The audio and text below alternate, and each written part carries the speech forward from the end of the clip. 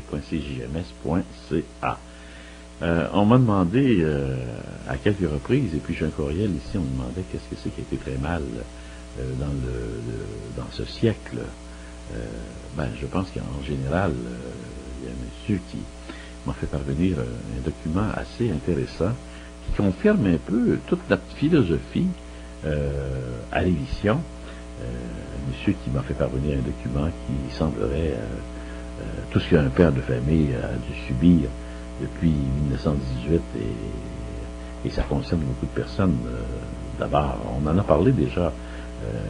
On a travaillé très fort dans ce siècle pour détruire la vie de famille, éliminer la notion du père chez les enfants, dominer aussi les gens par leurs vices, la drogue, la musique idiote, l'alcool, les jeux, la prostitution à outrance, affaiblir la foi, multiplier les dieux. On a assisté à tout ça durant le dernier siècle. Aussi de corrompre la jeune génération par toutes sortes d'enseignements.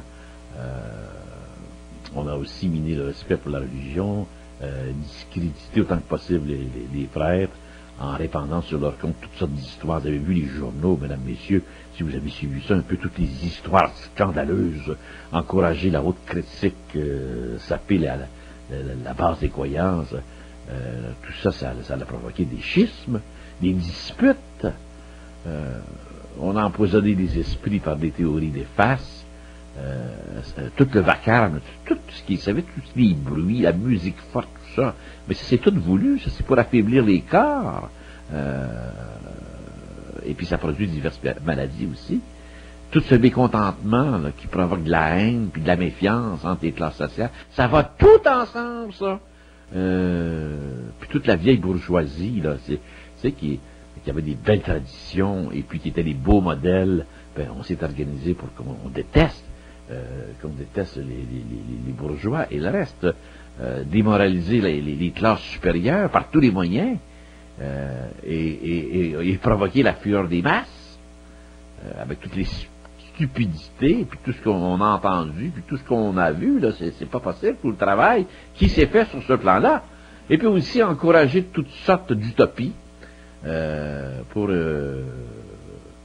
je sais pas, moi je soumets des idées impraticables, des idées qui n'ont aucun sens, qui ne fonctionnent qu'en théorie, mais dans la réalité qui ne fonctionnent pas.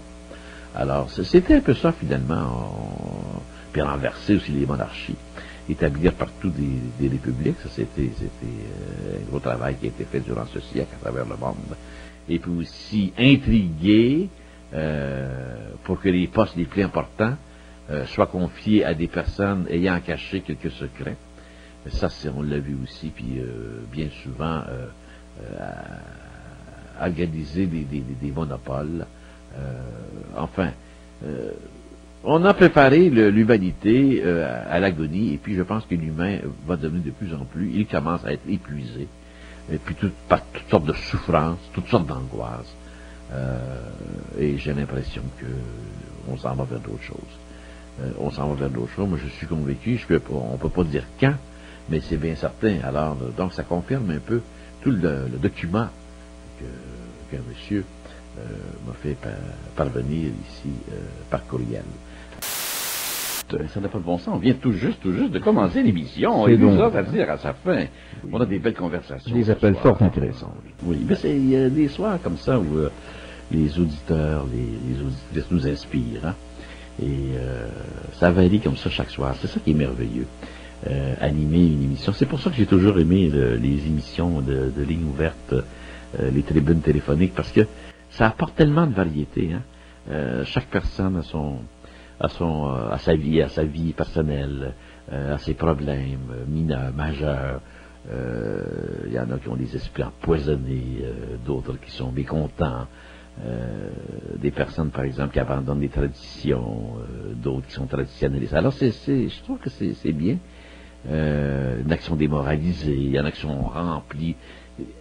C'est incroyable, quand on regarde, on fait un portrait de la société, comment est-ce qu'il y a de la variété dans le cosmos.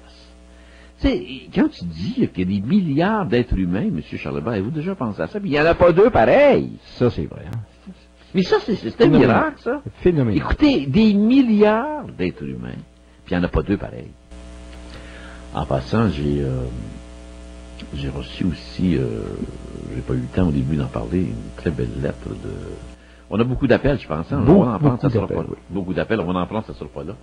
Nos lignes, on me dit qu'il n'y a pas de ligne de libre, tout est rempli.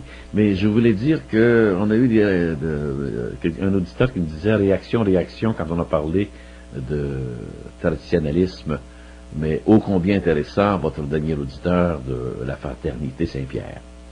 Ça, je l'avais détecté dès qu'il a commencé à parler. Bien pour un jeune homme de 25 ans, mais c'est aussi ce qui explique, bien qu'il soit traditionnaliste, la méconnaissance de l'abbé de Nantes. Je crois avoir des documents, cassettes, peut-être de lui, qui remontent bien à 30 ans. Et si je les retrouve, je vous les ferai parvenir. Je vous Ali Coteau, je vous remercie beaucoup, j'apprécierai beaucoup. Il me parle aussi de Monseigneur Lefebvre, et le reste, alors c'est très intéressant. Elle me parle, Emma, c'est un nom de femme, ça? Oui. Alors, c'est Emma, alors merci beaucoup, Emma, j'ai reçu votre courriel. Et... Quelqu'un a déjà demandé à Sacha Guitry s'il accepterait de vivre seul. Il a répondu oui, mais ça dépend avec qui.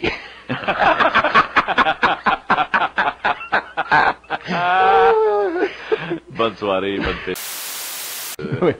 C'est un peu comme à l'époque où à Radio-Canada, on demandait un annonceur, on appelait ça un annonceur dans le temps, pas un animateur, mais un annonceur. Oui, autrefois c'était ça, oui. Ah oui, c'était toujours ça, non. Il faisait un peu de tout, lui, tu sais.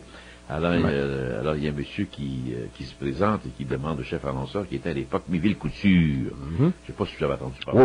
Oui, j'ai même écouté Miville Couture à la radio déjà. Alors, il se présente et il dit, il paraît que vous avez besoin d'un annonceur de radio qui a une facilité de s'exprimer. Il dit, je viens de vous dire d'en prendre un autre, moi je pourrais jamais faire ça. Ne comptez pas sur moi. Ouais, ne comptez pas sur moi. Eh bonne celle-là. Ah, ça n'a pas de bon sens. C'est un monsieur qui veut, ça. Oh, vraiment, oui. Il y en a fait de l'anxiété, hein, mais ça, il est capable de s'en sortir. Vous avez raison, le monde est faux aujourd'hui. Il est rempli de faux jetons. Ah, c'est effrayant. Ouais. C'est effrayant. Moi, je n'en reviens pas. Ouais. Mais encore une fois, quand on comprend tout ça, des fois je déprime, mais ça ne dure pas. Bon. Ça reste pas, je me dis après, écoute, on n'y peut rien. J'ai aimé ce que vous avez dit, vous occupez de votre vie spirituelle et de votre vie temporelle, et le reste, vous n'y pouvez rien, on n'y peut rien. Oui. Moi, je veux pas que ça soit le bague qui prépare mon agonie. Bon. Alors, je veux que ça soit moi-même. Voilà.